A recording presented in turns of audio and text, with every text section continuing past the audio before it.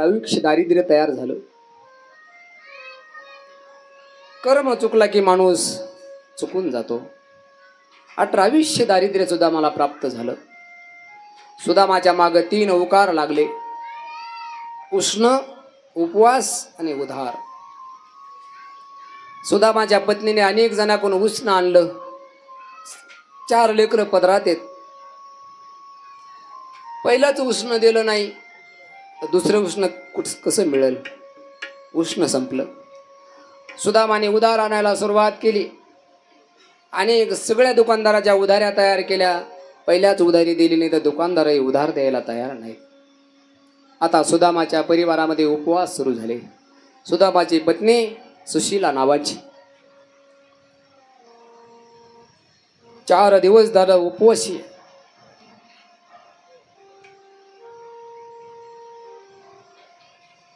लेकरं अन्न मागू लागले. सुदामाची पत्नी लेकराला खायला देऊ शकत नव्हती.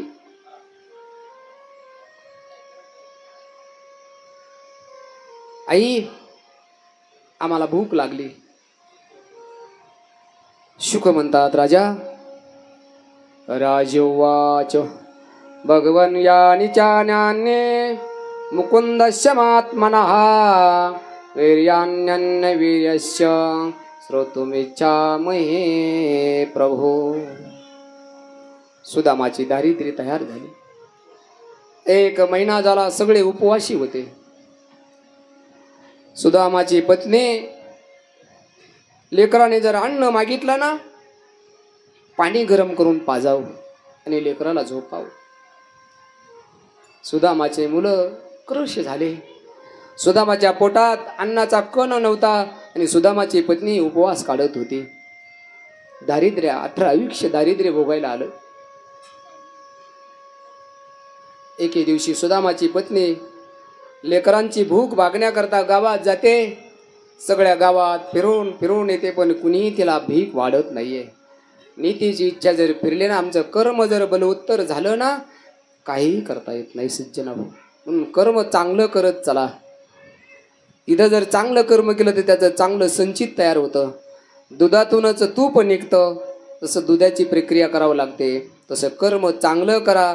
चांगल्या कर्मातून त्याचं चांगलं तूप तयार होईल आणि चांगलं टिकेल. त्याचं संचित तूप म्हणजे संचित आहे. फिरून आली पण तिला कोणीही वाढलं नाही. आल्याबरोबर सुदामाच्या लेकराने आपल्या आईला मिठी मारली कमराला. आई, काही खायला आणलं?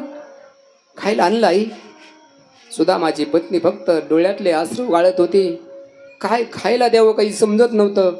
संध्याकाळची वेळ होती आणि सुदामाला तिनं जवळ बसून सांगितलं, महाराज, स्वामी, 8 दिवस झालं लेकरं अन्न करतात, त्यांना अन्न देऊ शकत नाही. मला माहिती आहे तुमचा लहानपणीचा कृष्ण सुदामा कृष्ण मित्र आहे म्हणून. त्याच्याकडे जातो, राजा आहे, काहीतरी देईल. सुदामा म्हणतात, नाही सुशीले, नाही. गरीबाने श्रीमंताच्या दारात जाऊ नये सुशीले. श्रीमंताला गरिबीची जाणीव नसती, गरिबीची वास येत असतो. म्हणून तर एक म्हण आहे, गरिबी आली तर लाजू नये आणि श्रीमंती आली तर माजू नये. सुदामाला माहिती होतं गरिबाने कधी श्रीमंताच्या दारात जाऊ नये. सुशीलेने सांगितलं, माझ्याकरता नका जाऊ, तुमच्याकरता नका जाऊ. त्या छोट्या छोट्या लेकराकरता जाते, रोज अन्न मागतात, मी कुठून देऊ त्यांना? सुदामा म्हणतात, नाही सुशीले, नाही. तुका म्हणे सत्य कर्मा व्हावे साह्य, घातली भय नरका जाणे. सुशीले, कर्म भोगूनच संपावं लागतं. कर्म असं संपत नसतं. एक बहीण असते, दारिद्र्याचे चटके त्याला मिळतात ना, त्यालाच माहिती दारिद्र्य काय. एक बहीण असते. 3 बहिणी श्रीमंत असतात, पण एक बहीण गरिबी असते. त्या 3 बहिणीच्या घरी उत्सव झाला आणि त्यांनी सांगितलं, ते म्हणतात त्या बहिणीची गरिबी होती. भावाच्या दारात उत्सव निघाला. बघा आपली गंमत कशी गरिबीची. उत्सव निघाला. 3 बहिणीला निमंत्रित केलं, पण त्या बहिणीला आणायला त्याने निरोप पाठवला नाही. शेजारीने सांगितलं, काकू तुम्हाला जायचं नाही? नाही म्हणे, माझी गरिबी, मला नेसायला चांगलं वस्त्र नाही, अंगावर अलंकार नाहीत, मला माझा दादा बोलवत नाही. काही दिवसानंतर तिचा मुलगा वकील झाला आणि दुसऱ्यांदा ज्या वेळेला भावाच्या दारात उत्सव झाला, लग्नाचा उत्सव निघाला ना, त्यावेळेला हिची श्रीमंती होती, हिच्या अंगावर अलंकार महात नव्हते. नीतीची इच्छा असते, कधी गरिबी असते तर कधी श्रीमंती असते. जेवढा आनंदाने, जेवढा चोफाळा आनंदाने पुढं जाईल ना, तेवढा दुःखाने मागे येतो. बरं, जेवढा आनंद मिळतो कधी कधी दुःखही त्याच वेगाने येत असतं. त्यावेळेला याने 4 चाकी गाडी पाठवली बहिणीला आणायला. ती गाडीत बसते, भावाच्या दारात येते. उद्या हळद आहे, उद्या लग्न आहे, आज हळदीचा समारंभ आहे. तो 3 बहिणीला लक्ष न देता तिच्यावर लक्ष ठेवतो, तिला तिची पूजा करतो, पाट टाकतो, पाटावर पंचपक्वानाचं भोजन वाढतो आणि त्याला म्हणतो, दिदे पोटभर जेव, बरं पोटभर जेव. त्यावेळेला त्या बहिणीच्या डोळ्यात पाणी येतं. गळ्यातले अलंकार काढते, त्या पंचपक्वानाच्या भोजनाचे ताटावर ठेवले, पाटावर अलंकार ठेवले.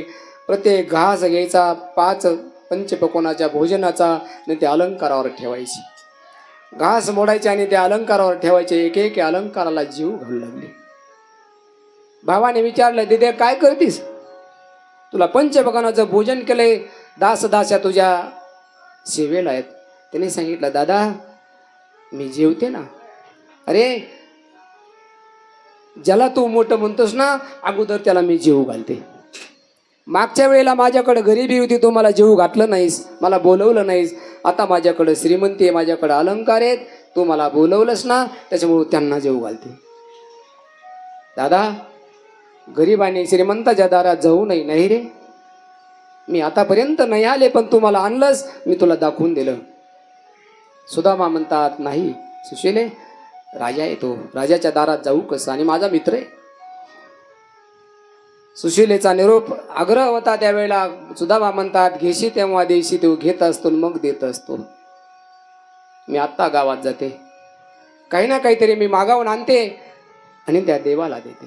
सुदामाची पत्नी गावात फिरू लागली. लोक कावड लावून घेऊ लागले. श्रीमंत घरातली बाई स्त्री कित्येक दिवसाचे मागच्या दिवाळीचे पोहे होते, पुढच्या दिवाळीला आलेले होते. त्यात आळ्या किड्या जाळ्या झाल्या होत्या. डबा घेतला आणि बाहेर फेकून देऊ लागले. सुदामाच्या पत्नीने आवाज दिला, थांबा थांबा, फेकून देऊ नका, थांबा थांबा. सुदामाची पत्नी जवळ येते आणि त्या डब्यातले पहिल्यांदा एक वंजळ टाकली, दुसरी वंजळ टाकली, तिसरी टाकणार. ती पोह्याने जागा सोडली. महाराज 4 हाताचं लुगडं होतं, त्याला सुराग होते. पोहे निघून चालले. यालाच म्हणतात, देव लागला द्यायला, पदर नाही घ्यायला.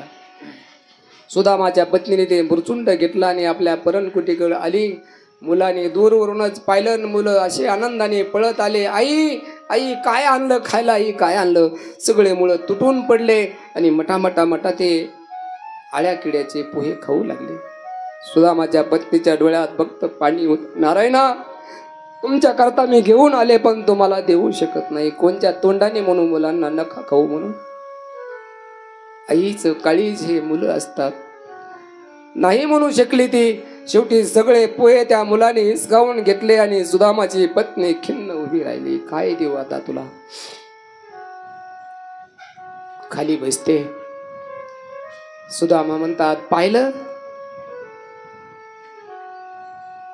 एक आडी शिल्लक राहते, त्या आडीने पोहे खाली गेले होते. पाहिलं तर त्या आडीमध्ये छोटेसे पोहे निघले. पटकन दिशे घेतले, एक चिरगुट घेतलं, त्यात गाठ मारली आणि छोटेसे पोहे सुदामाच्या हातात दिले. जा, एवढे पोहे दाखवा त्याला. नाहीतरी त्याला म्हणावं, आपली संपत्ती एवढीच आहे, आमच्या संसारातली संपत्ती एवढीच आहे, त्याला दाखवा तेवढे पोहे. सुदामा हातात पुरचुंडी घेतात आणि जड अंतकरणाने निघतात. महाराज श्रीमंताच्या दारात जाऊ नये, सुदामाचं हे ब्रीद होतं. काय करावं समजत नव्हतं. आज सुदामा द्वारकेच्या दिशेने निघाले. महाराज काय अवस्था असेल. सुदामा 3 महिन्याचे उपवासी होते. अंगाच्या नाड्या मोजून काढवाच्या दिसत होत्या. साधू संतांनी वर्णन केलं. फटी रे धोटी तुटी पगडिया चालत पाव घसे सुदामजी को दिखत श्याम हसे. पायात पाय अडकत होते. हातात वाकडी काठी होती. एक मुंडासा डोक्याला गुंडळलेला होता. सुदामा उघडे होते. संसार माणसाला उघडा पाडतो बरं. सुदामाचा प्रवास सुरू झाला. जेवढं चालता येईल तेवढे चालायचे आणि एखाद्या जागेवर थकले ना तिथंच मुक्काम करायचे. खायलाही नव्हतं, प्यायलाही नव्हतं. सुदामा द्वारकेच्या दिशेने निघाले महाराज. द्वारका शहर जवळ आलं होतं. अवंतिका नगर आणि द्वारका शहराचं खूप मोठं अंतर आहे.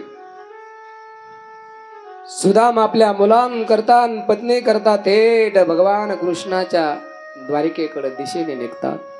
गरीबी माणसाला जिवंतपणे जाळते बरं. चिता आणि चिंता.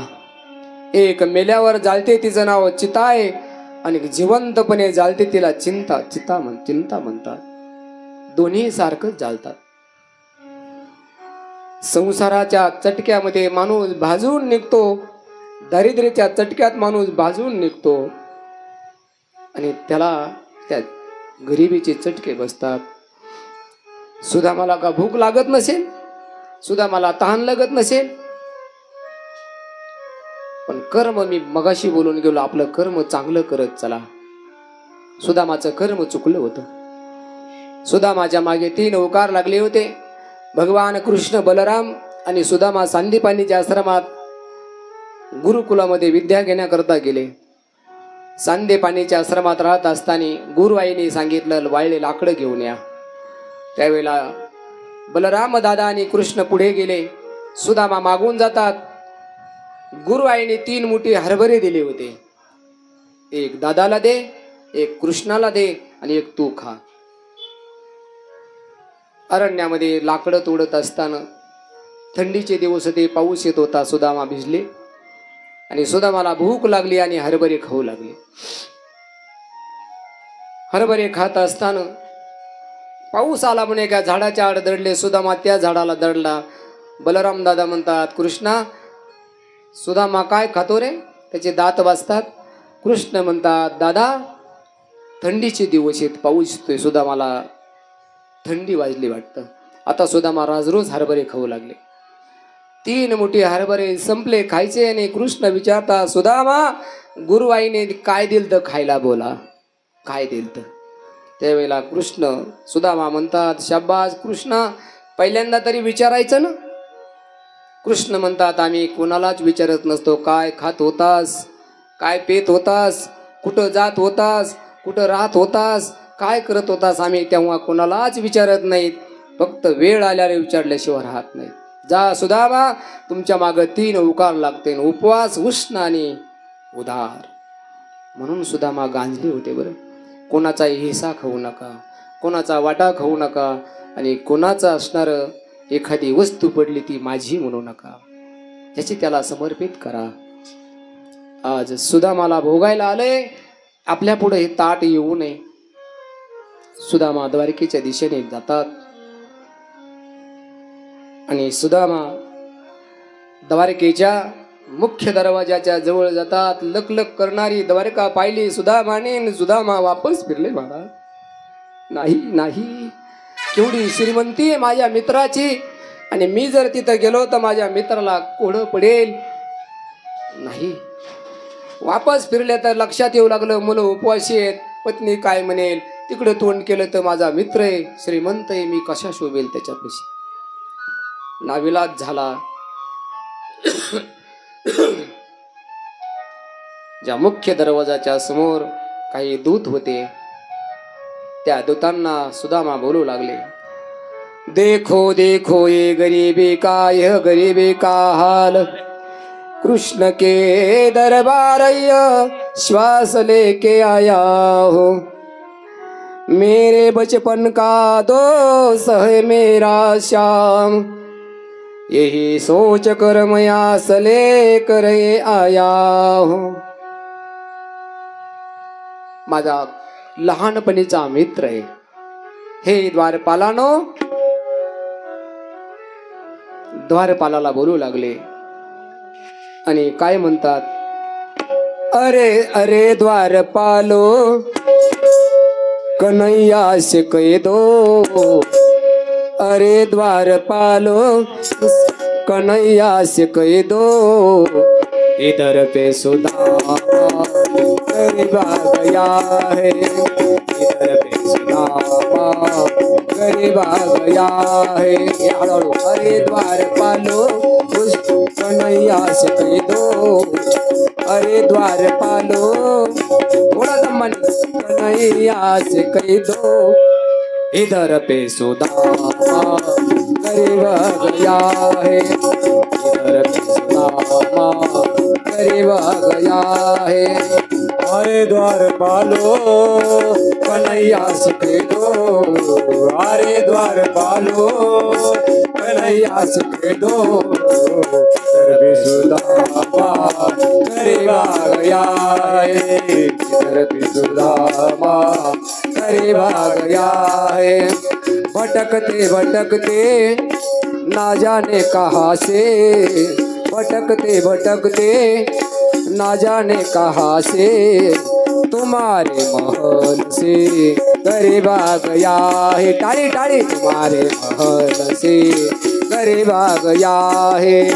अरे द्वारपालो कन्हैया से कह दो, अरे द्वारपालो कन्हैया से कह दो, इधर पे सुदामा गरीब आ गया है, इधर पे सुदामा गरीब आ गया है, इधर पे सुदामा गरीब आ गया.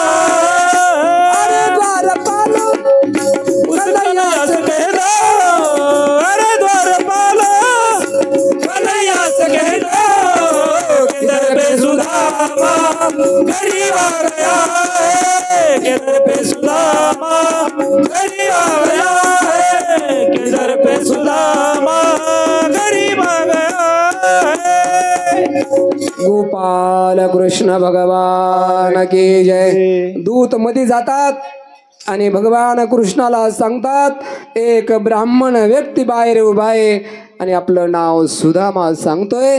ज्यावेळेला भगवान कृष्णाने सुदामा नाव ऐकल्याने सिंहासनावर उडी मारून महाराज पळतच आले. भगवान सुदामा सुदामा सुदामा सुदामा करत आणि सुदामाच्या गळ्यात कडकडून मिठी मारतात महाराज.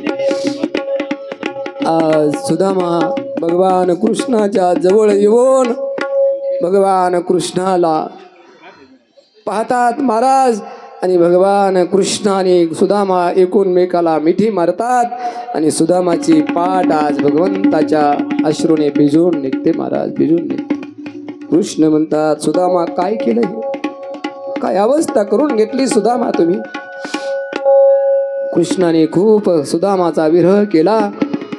सुदामाला घेतात आणि आपल्या महालात घेऊन येतात. सुंदर या ठिकाणी एक सुदामाचं या ठिकाणी दृश्य निर्माण केले. आज सुदामा महाराज मनुष्य जीवनाला अल्लाह देणारी ही ज्ञानोबारायाची तुकोबारायाची असणारी भक्ती आहे ना, अल्लाह देते. सुदामाचं चरित्र महाराज आम्हाला शिकून जातं.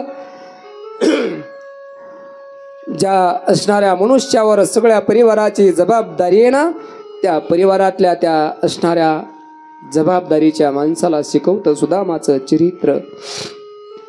आपल्या परिवाराला कसं पोषण द्यायचं म्हणून सुदामाला घेतात आणि आपल्या महालाकडे घेऊन येतात. दर्शनाला त्यांना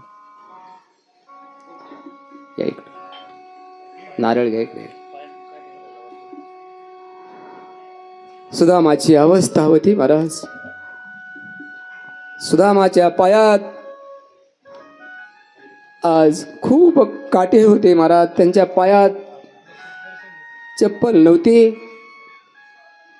फटीरे धोटी तुटी पगडिया, चालत पाव गशे, सुदाम जी को दिखत श्याम हसे. दर्शन आज सुदामाला भगवान परमात्मा आपल्या महालात घेऊन जातात आणि सुदामाला स्नान घालून सुंदर कपडे घालतात. घ्यात ना ताट वाढतात आणि त्या ताटावर पंचपक्वानाचं भोजन वाढतात. सुदामाची पूजा केली भगवान परमात्माने. सुदामाच्या कपाळावर श्री क्षय लिहिलं होतं. सुदामाच्या बगलातलं पुरचुंड हिसकावून घेतलं. सुदामाला भगवान म्हणतात आमच्या वहिनीने खायला काय दिलं. सुदामा लाजू लागले. महाराज 4 दिवसाच्या बगलेत मारलेलं पुरचुंड होतं ते घामाने खराब झालेलं होतं, कसा देऊ. सुदामाला संकोच वाटू लागला. भगवंताने हिसकावून घेतलं. एक घास स्वतः खाल्ला, सुदामाला ऐश्वर्य देऊन टाकलं. दुसरा घास खाल्ला, सुदामाला आयुष्य देऊन टाकलं, सोन्याचं नगर देऊन टाकलं. तिसरा घास खाणार, रुक्मिणीने हात धरला, मलाही देऊन टाकतात. भक्ताचा अधीने देव. सुदामाच्या कपाळावर श्री क्षय होतं. 100 श्री केलं भगवंताने. म्हणून मी नेहमी सांगत असतो आपल्याला सर्वांना विनंती आहे, देव, ब्राह्मण, संत, गाय या 4 लोकांचं दर्शन मस्तक टेकून घ्या. सुदामाचं दारिद्र्य इथंच होतं. सुदामाचं दारिद्र्य हातात नव्हतं, सुदामाचं दारिद्र्य पोटात नव्हतं. महाराज चटवीने 5व्या दिवशी अक्षर टाकलं ते तकदिरात त्याच कपाळावर टाकलेलं असतं. म्हणून आपलं कपाळ, आपलं मस्तक साधूच्या, संताच्या, देवाच्या, ब्राह्मणाच्या आणि गायीच्या चरणाशी लागावं, तर आपलं तकदीर बदलतं. एका जनार्दनी भोग प्रारब्धाचा, हरी कृपे त्याचा नाश झाला. सुदामाला 100 श्री केलं. पंचपक्वानाचं भोजन वाढलं.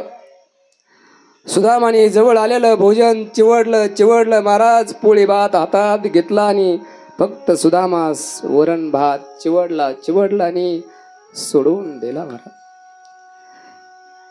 भगवान म्हणतात सुदामा जेवा ना. सुदामा म्हणतात नाही. अरे 8 दिवसाचे मुलं आणि पत्नी उपवासी, कसा जेवू. या अन्नाची जर मला सवय लागली तर मला जिभेला पुन्हा हे अन्न खावं लागेल. सुदामाला त्या अन्नामध्ये आपले मुलं आणि पत्नी दिसत होते. माझी तुम्हाला सर्वांना विनंती आहे, तुमच्यावर जर परिवाराची जबाबदारी असेल ना, ज्या धाब्यावर तुम्ही बसताना त्याच्यामध्ये तुम्हाला तुमच्या त्या अन्नामध्ये मुलं आणि पत्नी पहा. ही कथा आम्हाला आमच्या संसाराला बदलून जाते. महाराज घरी आपली पत्नी अर्धा किलो तेलात 1 हप्ता काढते आणि तुम्ही 4 किलो तेलाची किंमत एकटे घालता. तुमच्या हातातली संपत्ती तुमची एकट्याची नाहीये. ज्या परिवारात सगळे एकत्रित जन्माला आले ना, त्या सगळ्या परिवारातली संपत्ती येते. त्या सगळ्या परिवाराचा विचार करून त्या संपत्तीचे विभाग करा. जर एकटे जर त्याला हडप कराल ना, सुदामाने जे भोगलं ते आपल्याला भोगायला येईल. महाराज सुदामाला आज लेकर आणि पत्नी त्या ताटात दिसायची. सुदामाने वरण भात चिवडला आणि सोडून दिला. कृष्ण म्हणतात पाहिलं रुक्मिणी, दारिद्र्य माणसाला जेवूही देत नाही आणि दारिद्र्य जगूही देत नाही. सुदामाच्या पुढे ताट होतं पण सुदामाने 1 घासही गेला नाही. तशी ताटावून उठले महाराज.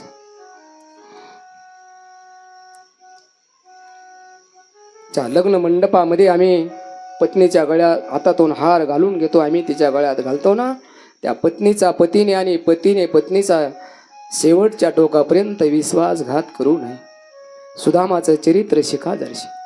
सुदामाला पत्नी दिसत होती, सुदामाला आपले मुलं दिसत होते, सुदामाला त्या मुलांची भूक दिसत होती. तशी ताटावून उठतात. नवा पितंबर नेसायला दिला होता कृष्णानं. कृष्णाने गालीच्या टाकून दिला झोपायला सुदामाला. सुदामा गालीच्यावर नाही झोपले. पडल्यालं पायाचं पोतं होतं, पोतं घेतलं आणि सुदामा पोत्यावर झोपले. बरं, माझी पत्नी एका धरतीच्या पृथ्वीच्या आसनावर झोपते, यात्रायला नाही, तिला आकाश पांघरायला, यात्रायला धरती आहे, मी गालीच्यावर झोपू? त्याला परिवाराचं दुःख म्हणतात. ज्याला परिवाराचं दुःख समजलं ना, तो माळकरी नसेल गड्या, पण तो साधू आहे, तो महात्मा आहे. परिवाराचं दुःख समजावं. पहाटे पहाटे सुदामाने नवा पितांबर सोडून ठेवला. आपली जुनी लुंगटी गुंढळली, डोक्याला बांधायला नवा पितांबरासारखा शालू होता, तो शालू काढून ठेवला. आपली पगडी गुंडाळली, काठी होती ती काठी घेतली आणि सुदामा बाहेर पडले. न जाणो देवाचा जर निरोप घेतला ना, देव जाऊ देणार नाही. पण सुदामाने नाही मागितलं. बरं, काही नाही मागितलं. मागत नसतात त्याला संत म्हणतात, जे मागतात ते संत नसतात. पुन्हा एकदा ऐका, नसलं समजलं तर तुमच्या गावात जे जे संत येतील ना, जे मागत असतात ते संत नसतात, आणि जे मागत असतात ना, मागत असतात ते संत नसतात, जे मागत नसतात ते संत असतात. आणि आणखी एक सांगतो, जे मागत असतात तेही संत असतात, पण तुमच्या करता मागतात ते संत असतात. एवढं विसरू नका. मागणाराचा उताडा आलाय महाराज, ऊत आलाय त्यांचा. एक दगड उचलला तर 4 सापडतात. आता मी नेहमी सांगत असतो, सुंदर पवित्र गावे हे या पदस्पर्शाने, साधूच्या पदस्पर्शाने पुनीत झालेली जमीन आहे. या लोकांनी जर विचार केला ना, सगळ्या लोकांनी, सगळ्या गावकऱ्यांनी विचार केला ना, तो आम्ही सप्ताह करतो ना वार्षिक, प्रत्येक महाराज, तुम्ही कोणतेही महाराज घ्या, पण त्यांना फोन करा. तुम्हाला आल्यानंतर आम्ही अभंग लिहून देऊ. अभंगाकडे पाहत पाहत तुम्ही चिंतन करा. आमचा अशी आट आहे, तुम्हाला जर 10 महाराजाला फोन नाही करावा लागला तर मला म्हणा. मागत असतात ते संत नसतात, आणि मागत नसतात ते संत असतात. सुदामाचं चरित्र सांगतं महाराज. सुदामा तशीच निघून गेले. कृष्ण म्हणतात, पाहिलं रुक्मिणी, सुदामाच्या पत्नीने मागायसाठी पाठवलं होतं, पण सुदामाने काही मागितलं नाही. रुक्मिणी काही मागितलं नाही. त्याला आज भक्त म्हणतात. सुदामा निघून गेले. सुदामा ब्राह्मण दुःखी दारिद्र्य पिढीला, मुष्टी पोये घेऊन या, त्याचे भेटी लागी गेला गा. शुद्ध भाव देखून या, गाव सुनियाचा दिला गा. हो, तुकोबराय वर्णन करतात महाराज. सोन्याचा गाव देऊन टाकला देवाने. सगळी नगरी ताम्राची झाली. आणि आता तेच लोक जे सुदामाला वाढत नव्हते, सुदामाची पत्नी सगळ्या गावात फिरली होती. पहिल्यांदाही तेच लोक होते आणि आजही तेच आहेत. सुदामाची मिरवणूक काढण्याकरता तिकडून आडवे आले. सुदामाला वाजीत गाजीत अविंतिका नगरीकडे चालवलं महाराज. जवळ जाऊन पाहतात तर सुदामाचा महाल होता. खूप मोठा महाल दिसू लागला. सोन्याची नगरी दिसू लागली. सुदामाची पत्नी किती पातिव्रत होतं, तिच्याकडं किती मर्यादा होती. त्या महालामध्ये प्रवेश केला नव्हता तिनं, खाली उभी राहिली होती. त्या मला जर माझा पतीच नसेल तर मला काय अर्थ आहे तिथं उभं राहण्यात. दोहीने दोघांचं असणारं कर्तव्य सांभाळावं लागतं. नुसतं पती नाही सांभाळून चालत नाही. दोही सुखे सृष्टा दुःखे धीरा, सुख दुःख विभागिनी. तिनं हार घेतला त्याच दिवशी सांगितलं होतं, सुखे सृष्टा, सुखात तुमच्या सोबत राहील, सुख दुःख विभागिनी. दोन्ही कामात तुमच्यावर दुःख येईल ना, तेव्हाही तुमच्या बाजूला असेल आणि सुखातही असेल. सुदामाची मिरवणूक चालवली. त्यावेळेला सुदामा वळून पाहतात आणि सुदामाने आवाज द्याला, कृष्णा, हे कृष्णा, हे परमात्मा, मला तुला मागायचंय. आता सुदामा मागू लागले महाराज. कृष्ण म्हणतात, काय मागायचंय सुदामा, मागा.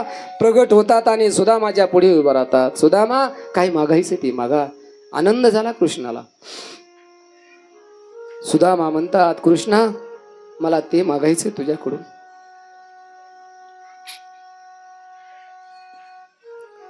अरे, ते दारिद्र्याच्या जाळात मी उभे राहिलो. जाळात उभा राहून मी जेवढे चटके सहन केले ना, एवढे दारिद्र्याचे चटके जगाला देऊ नको.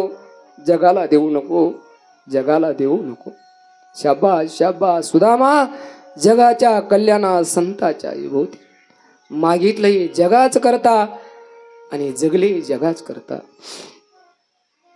अशा प्रकारे असणारं सुदामाचं चरित्र महाराज आपल्या जीवनाला आल्हाद देऊन जातं.